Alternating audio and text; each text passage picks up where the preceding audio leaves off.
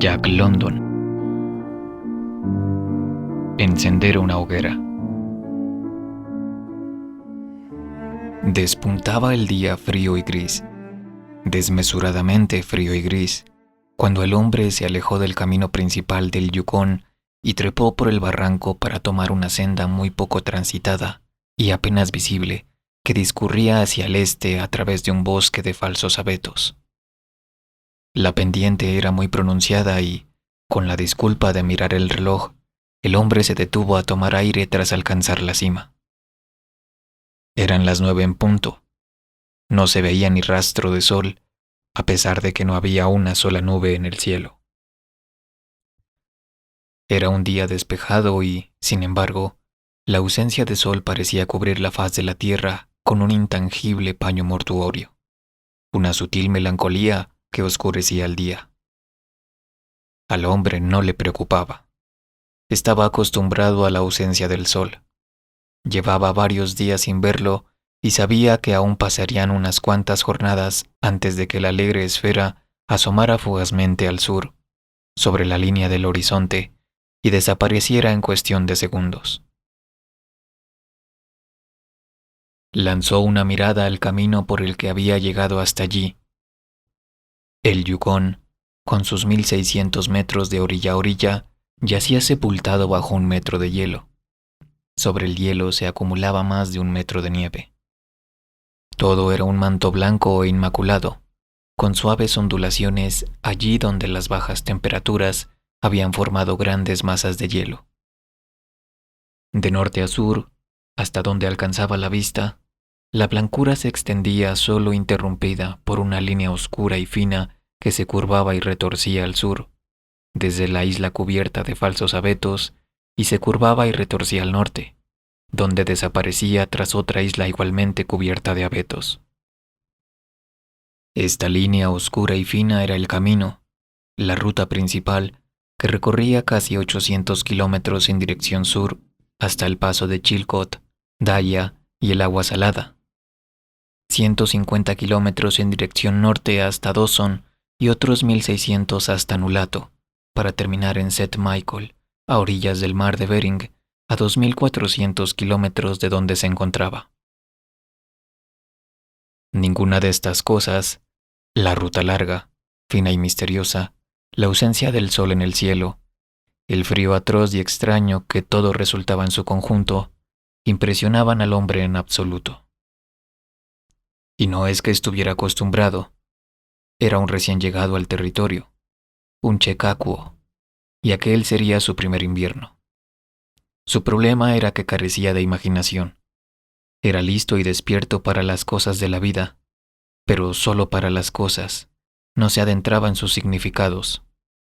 45 grados bajo cero significaban 45 grados por debajo del punto de congelación. El hecho se traducía en que hacía mucho frío y estaba incómodo, nada más. No lo llevaba a reflexionar sobre su fragilidad frente a las bajas temperaturas, sobre la fragilidad del ser humano en general, una criatura solo capaz de vivir dentro de ciertos límites de frío y de calor, ni tampoco a perderse en conjeturas sobre la inmortalidad y el lugar que ocupa el ser humano en el universo. 45 grados bajo cero equivalían a que el hielo cortaba como un cuchillo y que había que protegerse con manoplas, orejeras, unos mocasines calientes y calcetines gruesos. 45 grados bajo cero eran para él exactamente 45 grados bajo cero. No le cabía en la cabeza que pudieran ser otra cosa.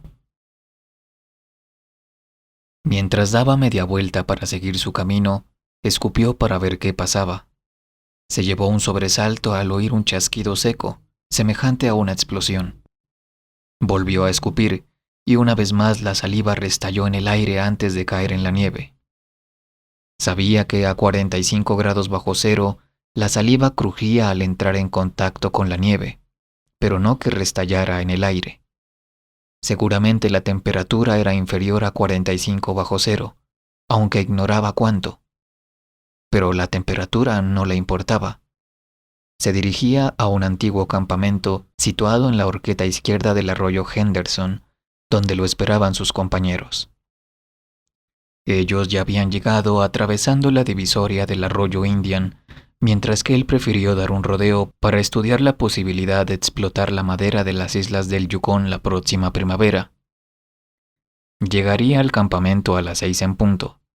Para entonces ya habría oscurecido, cierto, pero los muchachos habrían encendido una fogata y tendrían preparada una cena caliente. En cuanto al almuerzo, palpó con la mano el bulto que asomaba bajo su zamarra. Lo llevaba debajo de la camisa, envuelto en un pañuelo y en contacto con la piel desnuda. Era la única manera de evitar que se congelara. Sonrió con satisfacción al evocar los 2 panecillos abiertos por la mitad y empapados en grasa, que contenían sendas lonchas de panceta frita. Se adentró por el bosque de falsos abetos, hundiéndose en la nieve. Apenas se distinguía la senda. Se habían acumulado 30 centímetros de nieve desde que pasó por allí el último trineo, y se alegró de viajar a pie y ligero de equipaje. A decir verdad, solo llevaba su almuerzo envuelto en el pañuelo. Le asombró, sin embargo, la intensidad del frío. Hacía un frío que pelaba, concluyó, mientras se frotaba la nariz y los pómulos insensibles con la mano enfundada en la manopla. Lucía bigote y barba, pero el vello facial no le protegía los altos pómulos ni la nariz impaciente que embestía belicosa el aire gélido. Pegado a sus talones trotaba un perro esquimal, el genuino perro lobo de pelo gris y carácter muy similar al de su hermano, el lobo salvaje. El animal estaba abrumado por la severidad del frío. Sabía que no era un buen momento para viajar. Su instinto era más certero que el raciocinio del hombre. En realidad no estaban a 45 grados bajo cero, estaban a más de 50 grados bajo cero y a más de 55 bajo cero. Estaban a 60 bajo cero. A 60 grados por debajo del punto de congelación. El perro no sabía nada de termómetros. Puede que su cerebro ni siquiera tuviera una conciencia del frío extremo tan clara como la del hombre, pero contaba con su instinto. Un temor impreciso, aunque amenazador, dominaba por completo al animal. Lo obligaba a pegarse a los talones del hombre y lo inducía a interrogarse con angustia ante cualquier movimiento imprevisto de éste, como si esperase verlo llegar al campamento o que buscara refugio en alguna parte y encendiera una fogata. El perro conocía el fuego y lo anhelaba. Si no el fuego, al menos cobijarse bajo la nieve y hacerse un ovillo bajo su manto cálido, a resguardo del aire. El gélido vaho de su respiración le cubría la piel con una fina capa de escarcha, sobre todo los morros y las pestañas, teñidos de blanco por el aliento cristalizado. También el bigote del hombre y la barba rojiza se habían congelado, pero en su caso la escarcha era más sólida. Cobraba la forma del hielo y aumentaba cada vez que exhalaba el aliento húmedo y cálido. Además, iba mascando tabaco, y la mordaza de hielo le causaba tal rigidez en los labios que cuando escupía el jugo era incapaz de limpiarse el mentón. El resultado era una barba cristalizada, del color y la consistencia del ámbar, que crecía constantemente y que, si el hombre cayera al suelo, se haría añicos como el cristal. Pero al hombre no le molestaba este apéndice. Era el castigo que los aficionados a mascar tabaco debían pagar en esa región del país, y el hombre ya había pasado 2 olas de frío a la intemperie. No fueron tan duras como en esta ocasión, de eso estaba seguro, aunque sabía que el termómetro de alcohol de 60 Mile llegó a registrar temperaturas de entre 45 y 50 grados bajo cero.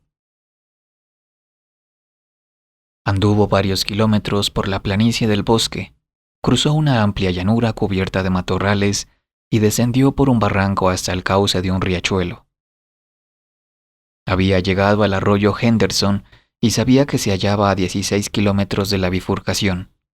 Miró el reloj. Eran las 10 en punto. Avanzaba a un ritmo de 6 kilómetros por hora y calculaba que llegaría a la bifurcación a las 12:30. Decidió que celebraría el acontecimiento deteniéndose a almorzar en ese punto. El perro volvió a pegarse a sus talones, abatido y con el rabo entre las patas, cuando el hombre echó a andar con paso inseguro por el lecho del arroyo. Los surcos de la vieja ruta de trineos aún resultaban visibles, pero 30 centímetros de nieve cubrían las huellas de los últimos patines. Nadie había subido o bajado por aquel arroyo silencioso desde hacía un mes. El hombre avanzaba a paso regular. Era poco dado a pensar y en ese momento solo pensaba en que comería cuando llegase a la bifurcación y en que a las 6 de la tarde ya estaría en el campamento con los compañeros. No tenía con quién hablar, y de haberlo tenido le habría sido imposible, por la mordaza de hielo que le atenazaba la boca. Así que siguió masticando tabaco monótonamente y alargando poco a poco su barba de ámbar. De vez en cuando se reafirmaba en la idea de que hacía mucho frío, que nunca había sentido tanto frío. Se frotaba mecánicamente las mejillas y la nariz con el dorso de una mano enfundada en la manopla, alternando la derecha con la izquierda, pero en el preciso instante en que dejaba de frotarse, las mejillas se le entumecían y un segundo después se le dormía la punta de la nariz. Estaba seguro de que tenía las mejillas heladas. Lo sabía y lamentaba profundamente no haber ingeniado algo para cubrirse, como hacía Bud en los días muy fríos, que se protegía la nariz y las mejillas con una banda de tela. Pero tampoco era para tanto. ¿Qué importancia tenían unas mejillas heladas? Solo dolían un poco, nada más, nada grave. Aunque poco dado al pensamiento, era muy observador y reparaba en los cambios en el arroyo, en las curvas y los meandros, en los depósitos de troncos y ramas arrastrados por las aguas del deshielo, y miraba con cien ojos donde ponía los pies. En cierta ocasión, al doblar un recodo, se sobresaltó como un caballo espantado, se alejó del lugar por el que iba andando y retrocedió unos pasos por donde había venido. Sabía que el arroyo estaba helado hasta el fondo. Ningún arroyo podía contener agua en el invierno ártico, pero también sabía que había manantiales que brotaban en las laderas y corrían bajo la nieve, sobre la capa helada del arroyo. Sabía que aquellos manantiales nunca llegaban a congelarse, aun con el frío más intenso, y conocía sus peligros. Eran auténticas trampas. Escondían lagunas bajo la nieve que podían alcanzar entre 10 centímetros y 1 metro de profundidad. A veces aparecían cubiertas por una fina capa de hielo de poco más de 1 centímetro de grosor, oculta a su vez bajo la nieve. Otras veces las capas de agua alternaban con las de hielo, de tal suerte que, si al pisar se rompía la primera, también se romperían las capas sucesivas, y uno podía acabar mojado hasta la cintura. Por eso le entró tal pánico. Notó que el suelo cedía bajo sus pies y oyó el crujido de la capa de hielo escondida bajo la nieve. Mojarse los pies a esa temperatura era peligroso.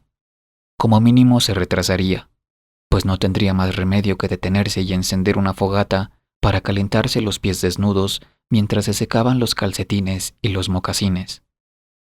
Se detuvo a examinar el cauce y las orillas del arroyo y concluyó que la corriente de agua venía de la derecha.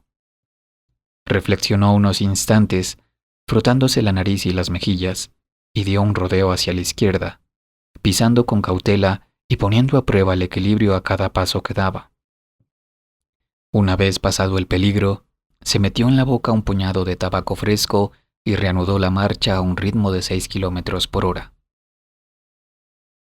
En el curso de las 2 horas siguientes, tropezó con varias trampas similares. Normalmente la nieve que ocultaba las lagunas estaba hundida y presentaba una apariencia glaciada que advertía del peligro. Una vez, sin embargo, se libró por muy poco, y en otra ocasión, presintiendo el riesgo, obligó al perro a ir por delante. El perro se negaba a avanzar, se resistió hasta que el hombre le dio un empujón, y solo entonces cruzó a toda prisa la superficie lisa y blanca. El hielo se quebró de repente y el animal se tambaleó y se alejó en busca de un terreno más firme. Se había mojado las patas delanteras y el agua se convirtió en hielo en cuestión de segundos. Sin perder un instante, el perro empezó a lamerse el hielo de las patas, Se dejó caer sobre la nieve y se arrancó a mordiscos la capa que se le había formado entre las uñas. Reaccionó de este modo por puro instinto. Si no se quitaba el hielo, le saldrían heridas. El perro no lo sabía. Se limitó a obedecer a un impulso insondable que surgía de lo más hondo de su ser. El hombre sí lo sabía. Su raciocinio le permitía formarse una opinión, y se quitó la manopla de la mano derecha para ayudarle a arrancarse los cristales de hielo. No tuvo los dedos expuestos al aire más de un minuto y le asombró lo deprisa que se le entumecieron. Caramba, sí hacía frío. Se puso la manopla a toda prisa y se golpeó la mano con furia contra el pecho. A las 12 de la mañana el día alcanzó su momento de máxima claridad, pese a que el sol se encontraba demasiado al sur, en su viaje invernal, para iluminar el horizonte. La tierra se interponía entre el astro y el arroyo Henderson, y el hombre caminaba bajo el cielo despejado del mediodía sin proyectar sombra alguna. A las 12:30 en punto llegó a la bifurcación del arroyo. Se felicitó por el buen ritmo de la caminata. De seguir así, a las 6 estaría sin falta con sus compañeros. Se desabrochó la zamarra y la camisa y sacó el almuerzo. Esta acción no le llevó más de 15 segundos, que sin embargo bastaron para que el entumecimiento se apoderara de sus dedos. En vez de ponerse la manopla, se golpeó los dedos 12 veces contra el muslo. A continuación se sentó a comer sobre un tronco cubierto de nieve. Le asombró la rapidez con que cesaba el escozor que sintió en los dedos al golpearlos contra el muslo. Ni siquiera tuvo tiempo de probar el pan. Volvió a sacudirse los dedos, se puso la manopla y se descubrió la otra mano para comer. Trató de dar un bocado, pero la mordaza de hielo no se lo permitió. Se había olvidado de encender una fogata para derretirla. Se rió de su descuido y, al hacerlo, advirtió que los dedos de la mano que acababa de dejar expuesta empezaban a entumecerse. También notó que el escozor que había sentido en los dedos de los pies al sentarse se iba atenuando. Se preguntó si sería porque los dedos estaban calientes o porque habían perdido la sensibilidad. Los movió dentro de los mocasines y llegó a la conclusión de que los tenía entumecidos. Se puso la manopla apresuradamente y se levantó. Estaba un poco asustado. Empezó a dar patadas en el suelo hasta que volvió a sentir el escozor en los pies. Hacía un frío de 1000 demonios. Eso pensó. Aquel hombre de Arroyo Salado no mentía cuando le habló de las bajas temperaturas que llegaban a alcanzarse en esa región. Y él se había echado a reír. Eso demostraba que uno nunca debe estar demasiado seguro de las cosas. Hacía un frío espantoso, no cabía la menor duda. Se puso a dar vueltas, a dar patadas y a mover los brazos, hasta que sintió que entraba en calor. Sacó entonces las cerillas y se dispuso a encender una fogata. Cogió la leña de los matorrales, donde las aguas del deshielo de la primavera anterior habían dejado enredadas algunas ramas secas. Alimentando el fuego con sumo cuidado, no tardó en conseguir una rugiente hoguera, y al calor de las llamas pudo fundir el hielo que le cubría el rostro y protegerse mientras almorzaba. Por el momento se había burlado del frío. El perro acogió el fuego con satisfacción y se tendió a la distancia justa para calentarse sin llegar a quemarse. Cuando hubo terminado, el hombre cargó su pipa y disfrutó tranquila y plácidamente. Luego se puso las manoplas, se ajustó las orejeras y tomó la senda que ascendía por la orilla izquierda del riachuelo. El perro se llevó una desilusión, pues quería quedarse junto al fuego. Aquel hombre no sabía lo que era el frío. Era posible que sus antepasados, generación tras generación, nunca hubieran llegado a conocer el frío de verdad, el que alcanza los 77 grados por debajo del punto de congelación. El perro sí lo sabía. Sus antepasados lo sabían y él había heredado ese conocimiento. Sabía que no era prudente caminar bajo aquel frío aterrador. A esas temperaturas había que acurrucarse en un acogedor agujero en la nieve y esperar a que una cortina de nubes se tendiera sobre el cielo. pero el hombre y el perro no tenían una relación de intimidad. El uno era el esclavo del otro, el que se encargaba del trabajo más duro, y las únicas caricias que el animal había recibido eran las caricias del látigo y los broncos y amenazadores sonidos que lo precedían. Por eso no se molestó en comunicar al hombre sus temores. No le preocupaba el bienestar del hombre. Era su propia seguridad la que producía esa resistencia a abandonar el fuego. Pero el hombre silbó y emitió los sonidos que acompañaban al látigo, y el perro lo siguió pegado a sus talones. El hombre se metió en la boca otra bola de tabaco y comenzó a construir una nueva barba de ámbar. Su aliento no tardó en salpicarle el bigote, las cejas y las pestañas de un polvillo blanco. Por lo visto no había tantos manantiales en la margen izquierda del Henderson, y anduvo media hora sin advertir ningún peligro. Y entonces ocurrió. En un lugar donde nada lo indicaba, donde la nieve intacta y blanca daba muestras de ser sólida, el hombre pisó una placa de hielo. No era profunda, pero se hundió hasta las rodillas antes de alcanzar terreno firme. Se enfureció y maldijo su suerte en voz alta. Confiaba en llegar al campamento a las 6 en punto, y el percance le retrasaría lo menos una hora, pues tendría que encender una fogata para secarse los pies. Era imprescindible a tan bajas temperaturas, eso al menos sí lo sabía. Se acercó a la orilla y trepó por el terraplén. En la cima, enredado en la maleza que crecía entre los troncos de los abetos más jóvenes, encontró un depósito de leña, principalmente ramas y ramitas, pero también algunos troncos y hierbas secas de la primavera anterior. Amontonó los troncos más grandes sobre la nieve. Con ellos construiría la base de la hoguera e impediría que la pequeña llama se hundiera en la nieve y la derritiera. Obtuvo la llama prendiendo con una cerilla un tronco de corteza de abedul que llevaba en el bolsillo. La corteza de abedul ardía mejor que el papel. La acercó a la base de troncos y la alimentó con hebras de hierba seca y las ramas más finas. Trabajó despacio, con paciencia, muy consciente del peligro que corría. Poco a poco, conforme la llama cobraba intensidad, fue aumentando el tamaño de las ramas con las que alimentaba la fogata. Se acuclilló en la nieve para extraer la maraña de ramas enredada en los arbustos y arrojarlas al fuego. Sabía que no podía permitirse el más mínimo error. Un hombre no puede fracasar en su primer intento de encender una fogata cuando se encuentra a 60 grados bajo cero con los pies mojados. Si fracasa, pero tiene los pies secos, aún puede recorrer otro kilómetro para restablecer la circulación de la sangre, pero a 60 grados bajo cero es imposible restablecer la circulación de la sangre en unos pies mojados y helados. Por mucho que uno corra, los pies se terminan congelando. El hombre lo sabía. El veterano de Arroyo Salado se lo había contado el otoño anterior, y ahora agradecía sus consejos. A esas alturas ya no sentía los pies. Para encender la hoguera había tenido que quitarse las manoplas y se le habían entumecido los dedos.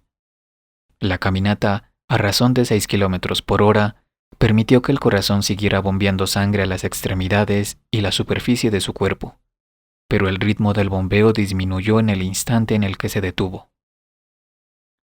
El frío azotaba sin piedad esa esquina desprotegida del planeta, y el hombre, por encontrarse allí, recibía el castigo en todo su rigor. La sangre retrocedía ante el azote del frío. La sangre estaba viva, como el perro, y como el perro quería esconderse, ponerse al abrigo de aquel frío glacial. Mientras había seguido en marcha, a razón de 6 kilómetros por hora, el corazón, mal que bien, había logrado bombear la sangre, pero al quedarse quieto, el flujo sanguíneo retrocedió y se replegó hacia las cavidades más profundas de su cuerpo. Las extremidades fueron las primeras en acusar su ausencia. Los pies mojados se congelaban más deprisa, y los dedos, sin las manoplas, se entumecían a gran velocidad, aunque aún no estaban helados. Empezaba a notar la congelación en la nariz y las mejillas al enfriarse la piel con la retirada del flujo sanguíneo. Pero estaba a salvo. La congelación solo afectaría a la nariz, las mejillas y los dedos de los pies, porque la fogata ya comenzaba a arder con fuerza. La alimentaba con ramas del grosor de un dedo. En cuestión de un minuto podría arrojar troncos del grosor de la muñeca, y entonces se quitaría los mocasines y los calcetines mojados y se calentaría los pies al fuego, frotándolos primero con nieve, naturalmente. La fogata era un éxito. Estaba a salvo. Recordó los consejos del veterano de Arroyo Salado y sonrió. El anciano había anunciado solemnemente la ley según la cual ningún hombre debe viajar solo por la región del Klondike a 45 grados bajo cero. Pues bien, allí estaba él. Había sufrido un accidente, iba solo y se había salvado. Esos veteranos a veces eran unos cobardicas, pensó. Lo único que tenía que hacer un hombre era no perder la cabeza, y eso estaba haciendo él. Un hombre de verdad podía viajar solo. Le sorprendía, no obstante, la velocidad con que se congelaban la nariz y las mejillas, y jamás había sospechado que los dedos pudieran quedarse sin vida en tan poco tiempo. Sin vida estaban los suyos, pues a duras penas lograba moverlos para alcanzar una rama, y los sentía muy lejos de su cuerpo, ajenos a él. Cada vez que cogía una rama, tenía que mirar para cerciorarse de que la había sujetado. Apenas había contacto entre su cerebro y las yemas de los dedos. Nada de esto importaba gran cosa. Contaba con el fuego, que restallaba, chisporroteaba, y encerraba una promesa de vida en cada una de sus llamas juguetonas. Empezó a desatarse los mocasines cubiertos de hielo. Los gruesos calcetines alemanes se habían convertido en fundas de hierro que le llegaban hasta las pantorrillas, y los cordones de los zapatos en varas de acero torcidas y enredadas por una conflagración. Trató de desatarlos con los dedos entumecidos y, tras comprender que sería inútil, sacó un cuchillo. Pero no llegó a cortar los cordones. La culpa era suya o, mejor dicho, había cometido un error. No debió encender la fogata debajo de un árbol. Tendría que haberla encendido en campo abierto, pero le pareció más sencillo desprender las ramas de los matorrales y arrojarlas directamente al fuego. Resultó que el árbol en cuestión estaba cubierto de nieve. Hacía semanas que no soplaba el viento y las ramas estaban muy cargadas. Cada vez que tiraba de una rama, producía una leve agitación en el árbol, una sacudida imperceptible para él, pero suficiente para desencadenar el desastre. Una de las ramas más altas se desprendió de su carga de nieve. La nieve se acumuló en las ramas inferiores y el proceso fue repitiéndose y propagándose por todo el árbol. Cobró la fuerza de una avalancha y cayó sin previo aviso sobre el hombre y la fogata, sepultándola bajo la nieve. Donde antes ardían las llamas, ahora solo quedaba un montón de nieve fresca y desordenada. El hombre estaba atónito, como si acabara de recibir su sentencia de muerte. Se quedó un rato inmóvil, contemplando el lugar donde momentos antes ardía el fuego. Se levantó muy despacio. El veterano de Arroyo Salado quizá estuviera en lo cierto. Si tuviera un compañero de viaje, su vida no correría peligro. Su compañero podría volver a encender la hoguera. El caso es que no tenía más remedio que hacerlo él mismo, y esta vez no podía permitirse ningún error. Aunque lo lograra, probablemente perdería algunos dedos de los pies. A esas alturas ya debían de estar congelados, y aún tardaría un buen rato en encender el fuego. Tales fueron sus pensamientos, pero no se quedó sentado a cavilar. Estuvo atareado mientras estas ideas le pasaban por la cabeza. Construyó la base de la nueva fogata esta vez en un claro, donde ningún árbol traicionero pudiera sepultarla. Reunió luego un montón de hojas secas y ramas finas arrastradas por la crecida del deshielo. Aunque no acertaba a cogerlas con los dedos una a una, consiguió sacar un manojo. Al hacerlo arrancó muchas ramas podridas y trozos de musgo verde que eran peligrosos, pero no pudo evitarlo. Trabajó metódicamente y hasta logró reunir un haz de las ramas más gruesas con intención de usarlas más adelante, cuando el fuego cobrara fuerza. El perro no dejó de observarlo en ningún momento, con la ansiedad reflejada en sus ojos, pues lo consideraba el proveedor del fuego, y el fuego tardaba en llegar. Cuando tuvo todo a punto, se llevó una mano al bolsillo para sacar otro trozo de corteza de abedul. Sabía que estaba allí, no la sentía con los dedos, pero la oía crujir al buscarla a tientas. Por más que se esforzaba no acertaba a cogerla, y entretanto no podía quitarse de la cabeza la idea de que los pies seguían congelándose a cada segundo. Este pensamiento lo llenó de pánico, pero trató de combatirlo y conservar la calma. Se puso las manoplas con ayuda de los dientes y empezó a agitar los brazos y a sacudir las manos contra los costados con todas sus fuerzas, primero sentado y luego de pie. El perro seguía sentado en la nieve, con su densa cola de lobo enroscada entre las patas delanteras para darse calor y sus orejas de lobo muy tiesas e inclinadas hacia adelante, sin apartar sus ojos del hombre. Y mientras agitaba los brazos y sacudía las manos, invadió al hombre un sentimiento de enorme envidia por aquel animal, caliente y seguro bajo su manto de piel natural. Al cabo de un rato notó las primeras señales remotas de que sus dedos ateridos recuperaban alguna sensación. El leve cosquilleo inicial cobró fuerza gradualmente hasta convertirse en un dolor agudo, insoportable, que él recibió no obstante con gran satisfacción. Se quitó la manopla de la mano derecha y buscó la corteza de abedul. Los dedos desprotegidos volvían a entumecerse muy deprisa.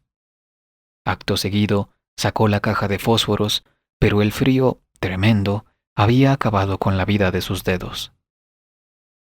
En el intento de separar una cerilla de las demás, se le cayó el montón en la nieve. Trató de recogerlo y no pudo. Los dedos, muertos, no eran capaces de doblarse. Puso el mayor de los cuidados. Apartó de su cabeza la idea de que los pies, la nariz y las mejillas se estaban congelando y se entregó en cuerpo y alma a la tarea de recoger las cerillas.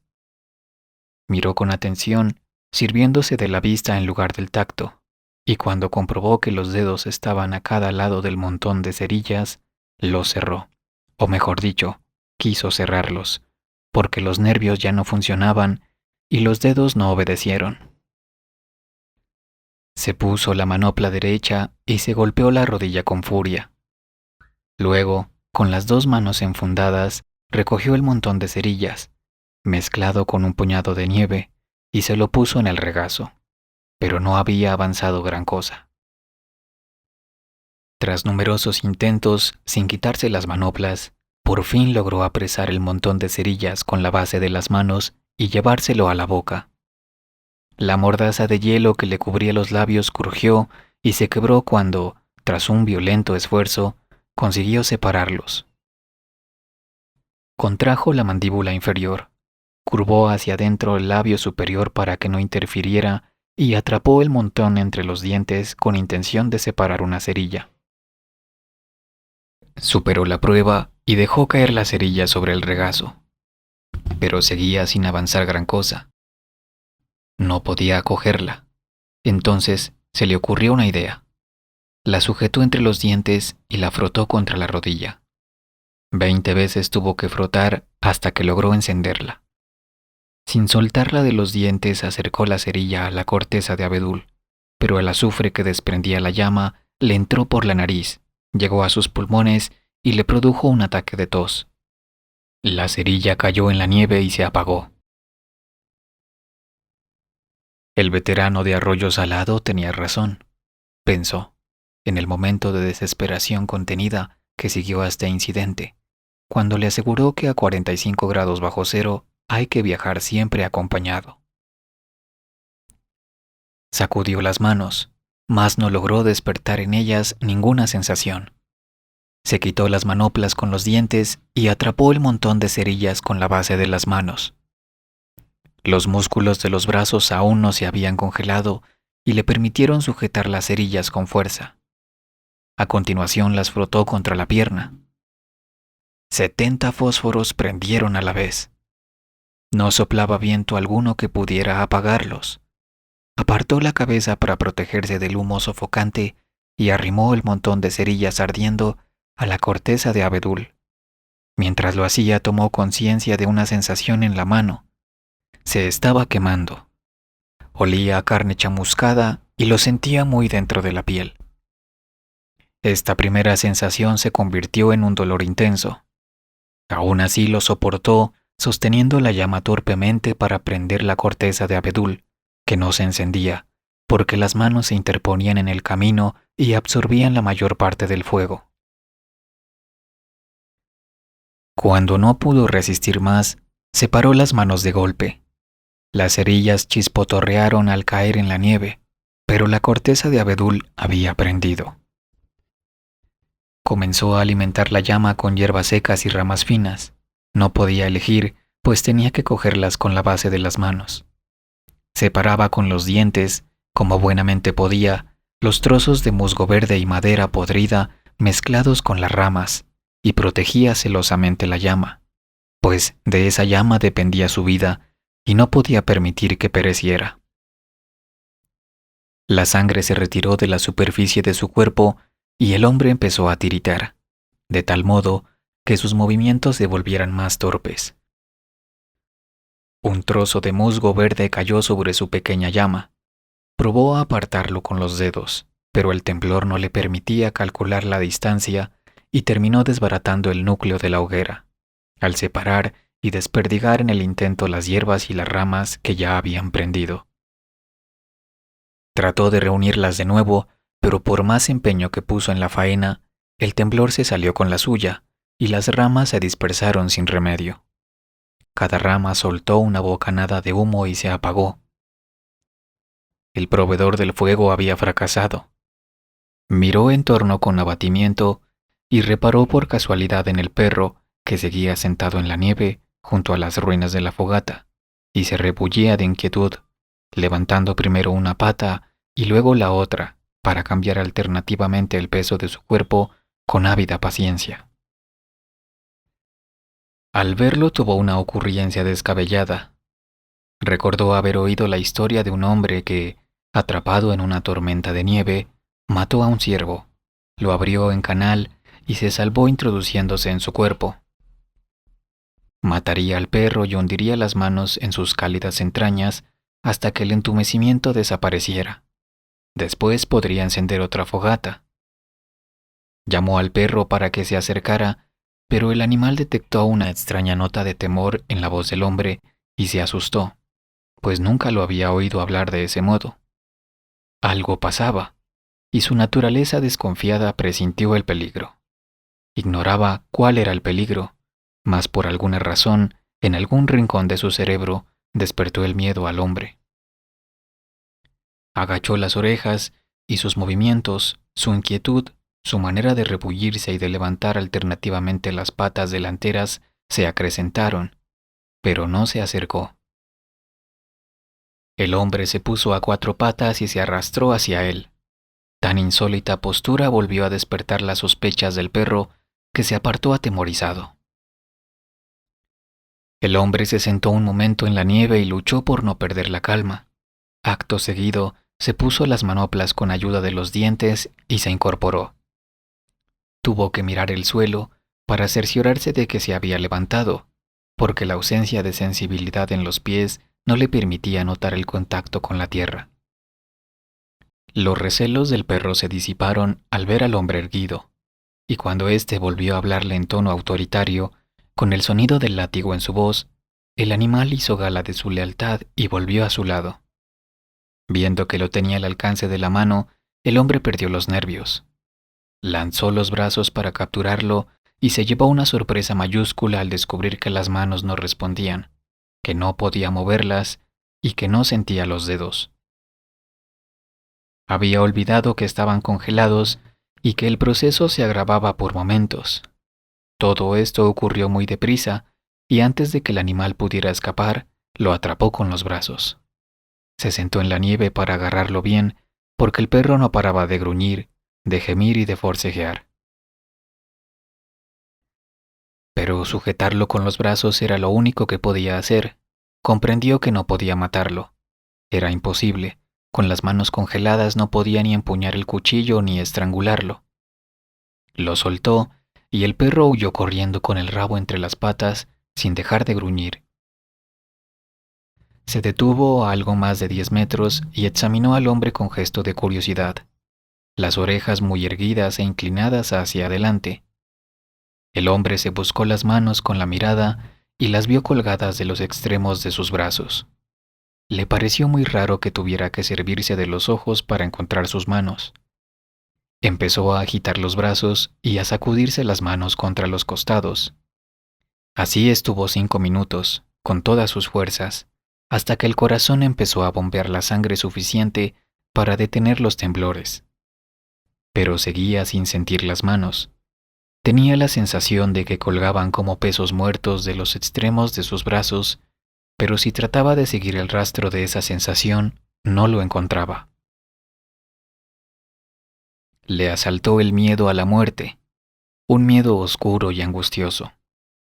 El temor se agudizó al comprender que ya no se trataba de la congelación de los dedos de las manos o los pies, ni siquiera de la posibilidad de perder las manos o los pies, sino que era cuestión de vida o muerte, y las circunstancias obraban en su contra. La idea le causó pánico. Dio media vuelta y echó a correr por el viejo camino, apenas perceptible, que discurría por el lecho del arroyo. El perro lo siguió sin separarse de su lado. Corría ciegamente, sin propósito alguno, presa de un terror como no había sentido en toda su vida. Poco a poco, sin dejar de tambalearse y de hundirse en la nieve, comenzó a ver de nuevo el paisaje circundante. Las orillas del arroyo, los montones de ramas acumuladas, los álamos desnudos y el cielo. La carrera le hizo sentirse mejor. Ya no tiritaba. Tal vez, si seguía corriendo, los pies se descongelarían. Incluso era posible que si corría lo suficiente, lograse llegar al campamento con sus compañeros. Perdería varios dedos de las manos y los pies y parte de la cara. De eso estaba seguro. Pero los muchachos se ocuparían de cuidarlo y salvarían el resto de su cuerpo. Sin embargo, otro pensamiento le decía al mismo tiempo que jamás llegaría al campamento, que se encontraba a muchos kilómetros, que los síntomas de congelación se habían apoderado de él y que pronto estaría agarrotado y muerto. Relegó este pensamiento a un lugar más recóndito de su mente y se negó a analizarlo. La idea pugnaba a veces por hacerse oír, pero volvía a apartarla y se esforzaba en pensar en otras cosas. Le extrañó que pudiera correr con los pies tan helados, pues ni siquiera lo sentía al pisar el suelo y cargar sobre ellos todo el peso de su cuerpo. Tenía la sensación de deslizarse sobre la superficie de la tierra sin apenas rozarla. Una vez, en alguna parte, recordaba haber visto un mercurio alado, y se preguntó si Mercurio sentiría lo mismo que él al pasar rozando la tierra. La teoría de seguir corriendo hasta el campamento tenía un fallo. No aguantaría. Varias veces tropezó y al final perdió pie y cayó al suelo. Trató de levantarse, pero no pudo. Decidió sentarse, descansar un rato y reanudar la marcha al paso en lugar de correr. Mientras recuperaba el aliento, percibió una sensación de tibieza y bienestar.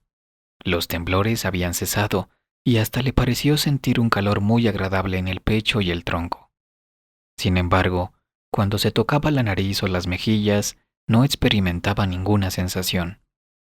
Correr no había servido para descongelarlas, tampoco para descongelar las manos y los pies. Volvió a asaltarlo la idea de que la congelación se estaba extendiendo por todo su cuerpo. Hizo cuanto pudo por sofocar este pensamiento, por olvidarlo, por pensar en otra cosa, pues era consciente del pánico que le causaba y tenía miedo al pánico. pero el pensamiento persistió y ganó terreno hasta que le produjo una visión de su cuerpo congelado. No pudo soportarlo y otra vez echó a correr por el arroyo. Al cabo de un rato aminoró el paso y siguió andando, pero la idea de que la congelación seguía extendiéndose le hizo lanzarse de nuevo a la carrera. Y cada vez que corría el perro corría tras él, pegado a sus talones. Cuando cayó por segunda vez, el animal metió la cola entre las patas delanteras. Se sentó frente a él y lo miró fijamente, con honda curiosidad. Ver al perro caliente y a salvo llenó al hombre de furia, y lo maldijo hasta que el animal agachó las orejas con aire suplicante. Esta vez el temblor se apoderó de él en menos tiempo. Estaba perdiendo la batalla contra el hielo, que atacaba desde todos los flancos. La idea lo animó a seguir adelante, pero no pudo avanzar más de 30 metros antes de tropezar y caer de momento de pánico. Cuando recuperó el aliento y logró dominarse, se sentó en la nieve y pensó que debía encarar la muerte con dignidad. La idea no se presentó en estos términos. Primero pensó que había hecho el ridículo al correr por allí como un pollo decapitado. Tal fue el símil que le vino a la cabeza. Si estaba condenado a morir de frío, lo afrontaría con decencia.